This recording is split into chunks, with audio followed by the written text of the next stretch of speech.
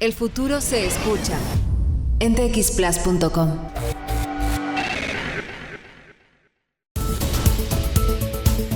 Buenos días. Prepara tu taza de café, ponte cómodo y acompáñanos junto a Victoria Walsh en un nuevo viaje por las últimas novedades en ciencia y tecnología.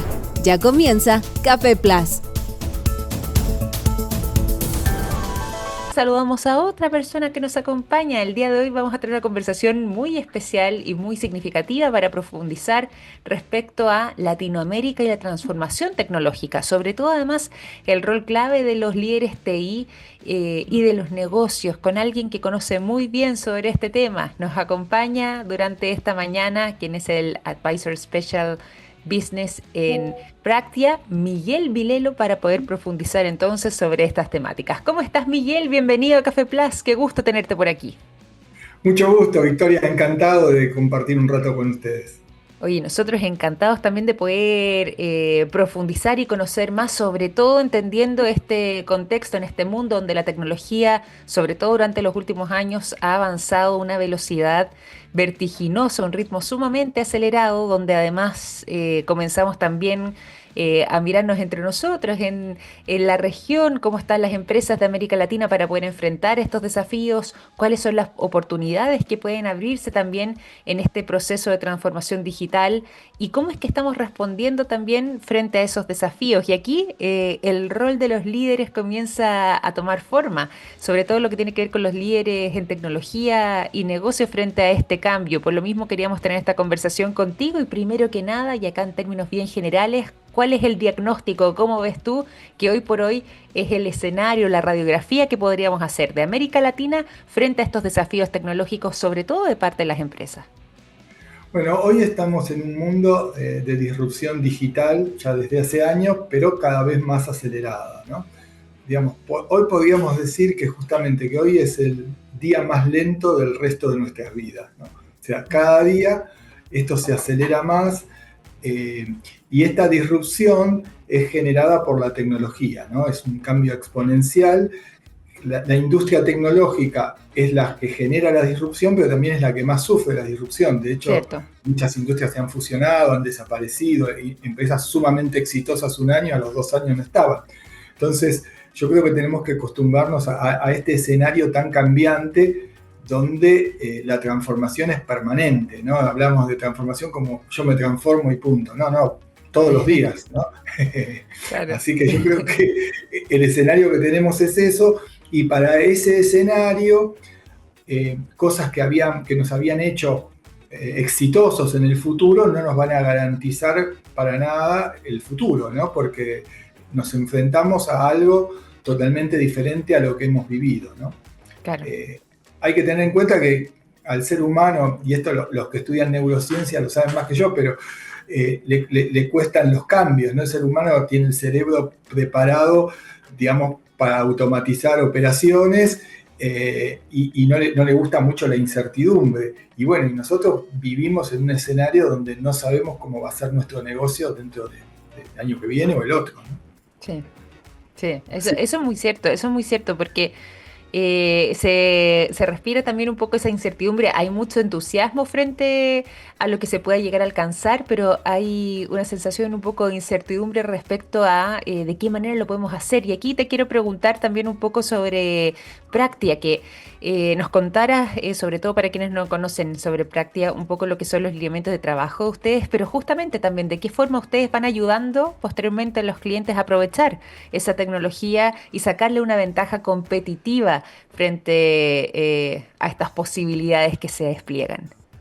Sí, bueno, Practia es una empresa que tiene 30 años en LATAM, o sea, es una empresa de origen de LATAM, pero que hace unos años nos fusionamos con un grupo global, con el grupo Publicis, que bueno, es el segundo grupo de publicidad del mundo, pero tiene una empresa tecnológica, ¿no? La gente de publicidad entendió que necesitaban de la tecnología y bueno, tienen una empresa tecnológica que se llama Publicis Sapient, que son 25.000 personas, ¿no? Entonces, nosotros somos 1.500 en LATAM, y la verdad que esto nos dio una posibilidad de ser lo que hoy llamamos global, ¿no? Una empresa global pero con un muy fuerte conocimiento local.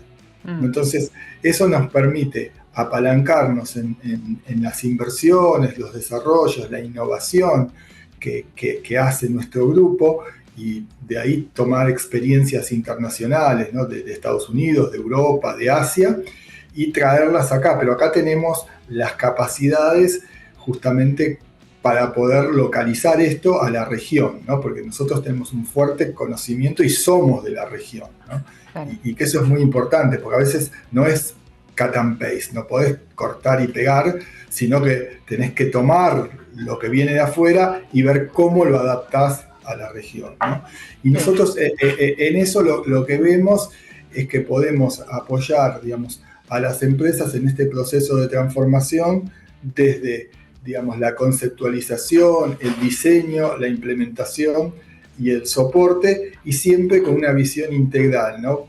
Justamente hablamos del cambio cultural, de lo que le cuesta a las personas. Entonces, cuando hablamos en 3 dimensiones, ¿no? Las personas, la tecnología y los procesos, ¿no? O sea, lo vemos como eso, como un enfoque holístico, ¿no? No podés atacarlo con una sola dimensión. Eso es nuestra visión, y también, digamos, después trabajamos con 3 drivers, ¿no? El crecimiento de las empresas, la eficiencia y la experiencia del cliente. Absolutamente, y ahí está interesante porque además da cuenta también sobre ese enfoque hacia el cliente para poder otorgar las mejores soluciones, da también su realidad. Y ahí preguntarte un poco, dentro de este camino y dentro de lo que es esa relación, ¿cuáles serían desde tu punto de vista hoy por hoy las tecnologías que estarían marcando la diferencia en estos tiempos? Sabemos que la tecnología es muy cambiante, sabemos también que han nacido nuevos protagonistas, pero llevándola ahora al presente, ¿cuáles serían desde tu punto de vista las que hoy logran diferenciarse o estarían marcando la diferencia en el mundo actual? Bueno, digamos, hay muchas tecnologías, pero para hacer un resumen de las más relevantes, bueno, la primera, obviamente, todo el mundo habla, ya hace como 8 minutos que estamos y recién ahora va a salir, es la inteligencia artificial, ¿no? Pero que nunca nunca se esconde del todo, siempre emerge, siempre sale en la conversación. La inteligencia artificial, que si hablamos de exponencial, esto es mucho más que exponencial, ¿no? Porque Claro.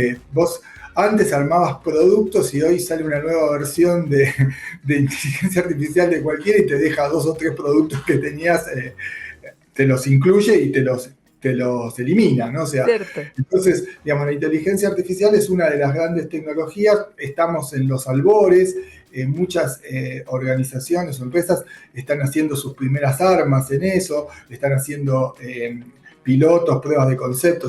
De los estudios que hacemos, casi el 50% de las empresas está haciendo pilotos, pruebas de concepto o analizando la tecnología, y hay un 30% que ya tiene más experiencias exitosas. Pero digamos que es una tecnología que todo el mundo está tratando de hacer algo. Esa es una. Después otra sería la hiperautomatización, ¿no? Esto es lo que antes, conocíamos como RPA, pero también sumado inteligencia artificial, sumado la nube, integración de servicios, IoT, ¿no? Todo eso es otra tecnología.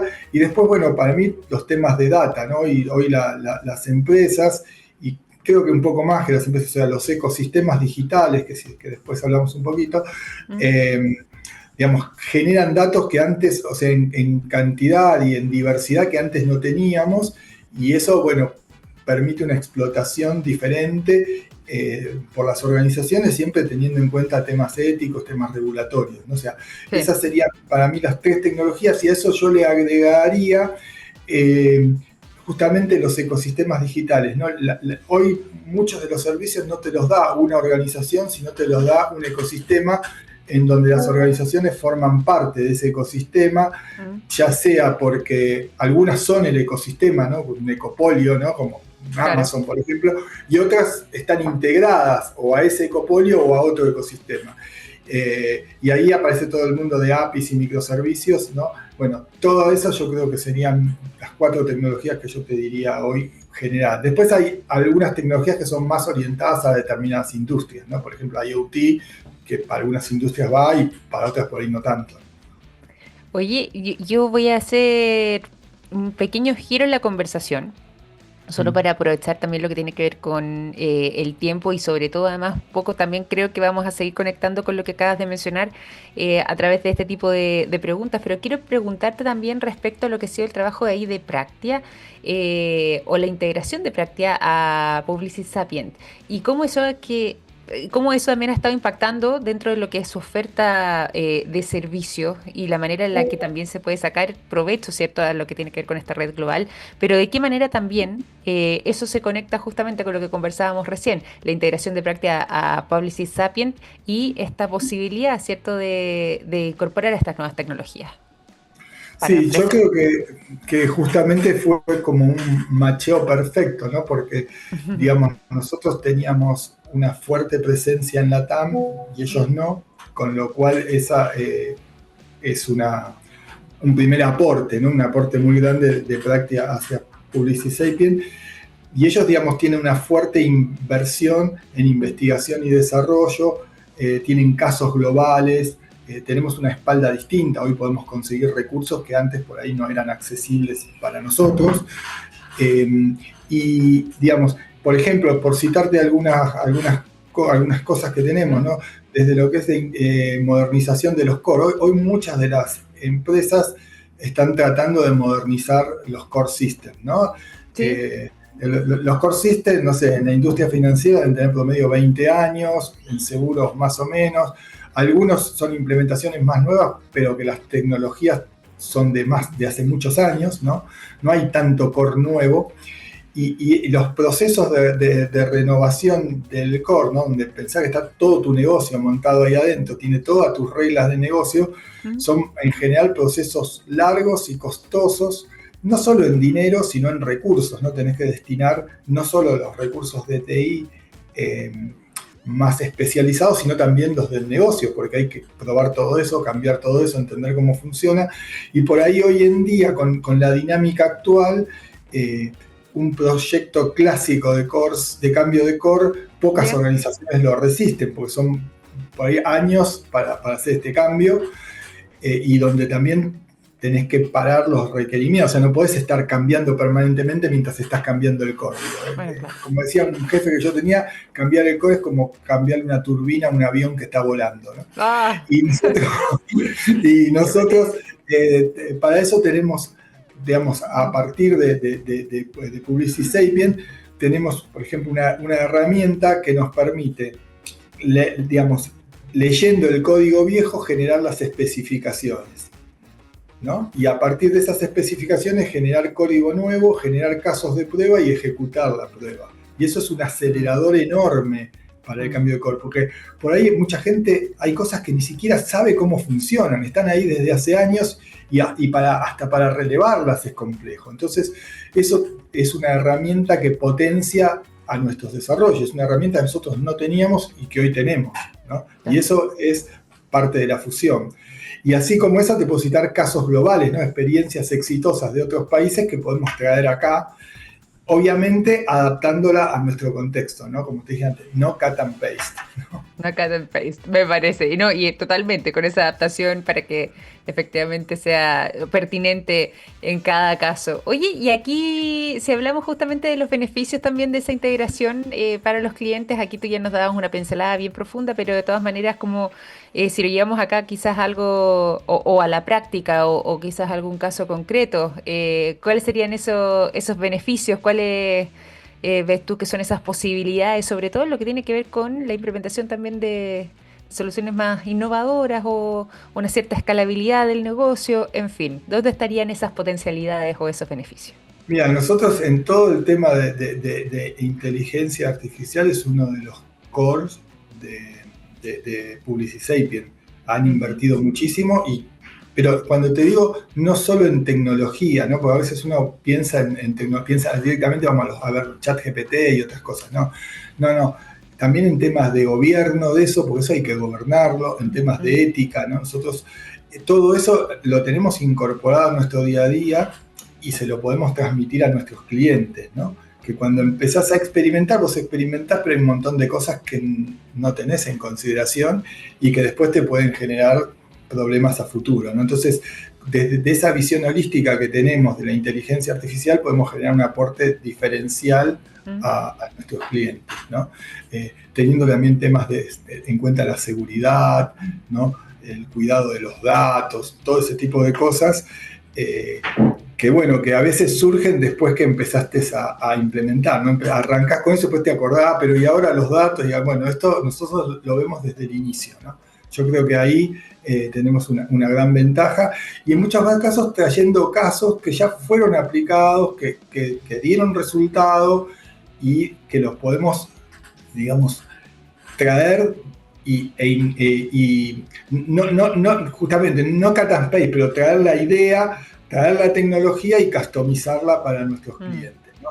Por otro lado, también tenemos una posibilidad de escalar más rápidamente que antes, ¿no? Porque podemos traer de un experto de muchos de los temas, te lo podemos poner en línea rápidamente, y eso te lo da justamente la potencia que tiene una empresa como Publicis-Sapient. No, claro, absolutamente. Oye, y ahí preguntarte también respecto a lo que son las prioridades de inversión tecnológica que están mostrando las empresas en América Latina, hacia dónde va el foco. Ahí mencionábamos antes el tema de la inteligencia artificial, pero recuerdo también que hubo una época, hace no tantos años atrás, donde la nube lo era todo. Después hemos ido, seguimos avanzando la conversación quizás hacia temas de ciberseguridad, incluso, bueno, inteligencia artificial, en fin. Hoy por hoy, ¿hacia dónde está puesto esa prioridad o ese norte? Mira, yo vengo haciendo, desde Practia venimos haciendo encuestas a CIOs desde el año 2022, ¿no? Arrancamos en la TAM, en Chile arrancamos el año pasado con nuestra primera encuesta, y dentro de lo que nosotros le consultamos por adopción de tecnología, ¿no? ¿Cómo está la adopción de tecnología? Lo que vemos es que, y ahí lo dividimos en o que está no iniciado, que no hicieron nada, o los que están en adopción. En adopción quiere decir que están estudiando, haciendo prueba de pilotos, prueba de concepto. Los que están en implementación, que son los que tienen ya algo instalado, y los que están en institucionalización, que es una práctica madura, ¿no? Entonces, si nosotros nos basamos en eso, podríamos decir que las tecnologías más adoptadas son nube, APIs y microservicios, data y analítica, DevOps y el tema de hiperautomatización, ¿no? Son las 5 que vemos más adopción. En las 2 primeras, muy alta institucionalización, o sea, para el 70% de las empresas son maduras, son prácticas maduras. Después, lo que vemos que en adopción, digamos, inteligencia artificial y machine learning, si bien, digamos, la adopción no es tan alta, hay un montón de gente estudiándola y haciendo pruebas de piloto, pruebas de concepto, ¿no? Y eso es consistente con una tecnología que en el Hype Cycle de Gartner está pasando de lo que es el pico, digamos, el pico de las expectativas infladas, digamos, al valle de la desilusión, ¿no? Entonces, todo este tipo de pequeñas inversiones para entender e ir aprendiendo va a hacer que muchas de ellas sean exitosas y otras no, otras te